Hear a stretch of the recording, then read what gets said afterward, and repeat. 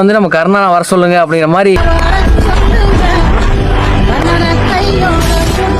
Privacy உள்ள அடிக்க விடுவாங்க. அவர் என்ட்ரிக்கெல்லாம் ஸ்டேடியமே அதிரும், அந்த மாதிரி கத்துறாங்க. சரியான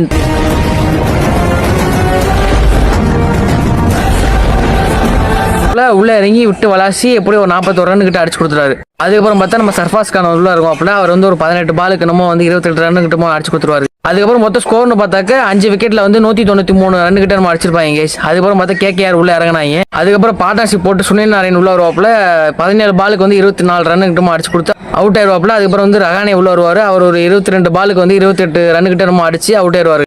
இப்படி அடுத்து வரவங்க எல்லாருமே வந்து 20-30 ரன் சொல்லி அடிச்சு அவுட் ஆயிட்டாங்க. அதுக்கப்புறம் வந்து 20 ஓவருக்கு வந்து 7 விக்கெட்டுமே இழந்து 160 ரன் மட்டும் தான் அடிச்சிருக்காங்க. ஃபைனலி வந்து சிஎஸ்கே ஜெயிச்சிருவாங்க. ஏன்னா வந்து back to back winnings, first 2 மேட்சுமே ஜெயிச்சாச்சு. கண்டிப்பா வந்து பவுலிங் வந்து பாராட்டி ஆகணும் கேஸ். ஏன்னா வந்து போன தடவை எப்படி வந்து ஜேம்ஸ் வார்டன் வந்து பங்கமா விக்கெட் எடுத்து கொடுப்பாரோ, அதே மாதிரி இந்த தடவை வந்து நூர் அகமத் வந்து விக்கெட் எடுத்து கொடுத்தாரு. மொத்தம் வந்து 3 விக்கெட் எடுத்து கொடுத்துருப்பாரு கேஸ், முக்கியமான விக்கெட். அதில் வந்து மொத்தம் 4 ஓவரில் வந்து 21 ரன் மட்டும் தான் மொத்தமாக கொடுப்பாரு. ஏன்னா வந்து கண்டிப்பாக பாராட்டி ஆகணும். ஏன்னா வந்து ஒவ்வொரு மேட்சுக்குமே வந்து பவுலிங் ஆகட்டும், ஃபீல்டிங் ஆகட்டும், பேட்டிங் ஆகட்டும் கம்பேக் கொடுத்துட்டே இருக்காங்க.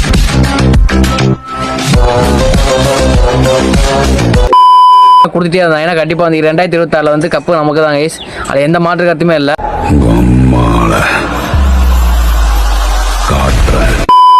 மேட்ச் நீங்கள் நோட்டீஸ் பண்ணினான்னு தெரில, ஒவ்வொரு பவுலிங் போடும்போது வந்து பவுலர்ஸ்ட்டை போய் ஏதோ பேசிகிட்டு இருக்காரு ருத்ராஜ், இப்படி போடு அப்படி போடுங்கிற மாதிரி சொல்லிட்டு இருக்காரு. ஆனால் வந்து நேற்று நடந்த மேட்ச்சில் வந்து பவுலர்ஸ்னால தான் வந்து நேற்று சிஎஸ்கே வந்து டீம் வந்து ஜெயிச்சாங்க. ஏன்னா வந்து பெருசாக ஸ்கோர் எதுவுமே அடிக்கல, பெருசாகவே 192 தான் அடித்தாங்க. ஆனால் வந்து பவுலர்ஸ் இல்லைனா வந்து கண்டிப்பாக வந்து இந்த ஸ்கோர்லாம் வந்து கண்டிப்பாக வந்து கேகேஆர் வந்து அடிச்சிருப்பாங்க கைஸ், தட்டி தூக்கியிருப்பாங்க. ஆனால் வந்து பவுலர்ஸ்க்கு வந்து கண்டிப்பாக பாராட்டி ஆகணும். வந்து பவுலிங் அட்வான்டேஜாக வந்து நம்ம அகில் ஹுசேன் உள்ளே இறங்கினது தான்.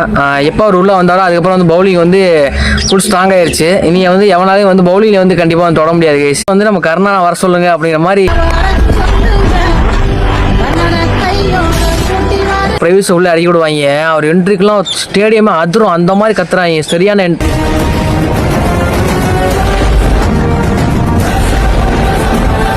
உள்ள இறங்கி விட்டு வளாசி எப்படி ஒரு 41 ரன் கிட்ட அடிச்சு கொடுத்துருவாரு. அதுக்கப்புறம் பார்த்தா நம்ம சர்ஃபாஸ் கான் உள்ள இருக்கும். அப்படின்னா அவர் வந்து ஒரு 18 பாலுக்கு நம்ம வந்து 28 ரன் கிட்ட அடிச்சு கொடுத்துருவாரு. அதுக்கப்புறம் மொத்தம் ஸ்கோர்னு பார்த்தாக்க 5 விக்கெட்ல வந்து 193 ரன் கிட்ட நம்ம அடிச்சிருப்பாங்க கேஸ். அதுக்கப்புறம் பார்த்தா கேகேஆர் உள்ள இறங்கினாங்க. அதுக்கப்புறம் பார்ட்னர்ஷிப் போட்டு சுனில் நாராயண் உள்ள வருவாப்புல 17 பாலுக்கு வந்து 24 ரன் கிட்ட அடிச்சு கொடுத்து அவுட் ஆயிடுவாப்புல. அதுக்கப்புறம் வந்து ரஹானே உள்ள வருவாரு. அவர் ஒரு 22 பாலுக்கு வந்து 28 ரன் கிட்ட நம்ம அடிச்சு அவுட் ஆயிடுவாரு.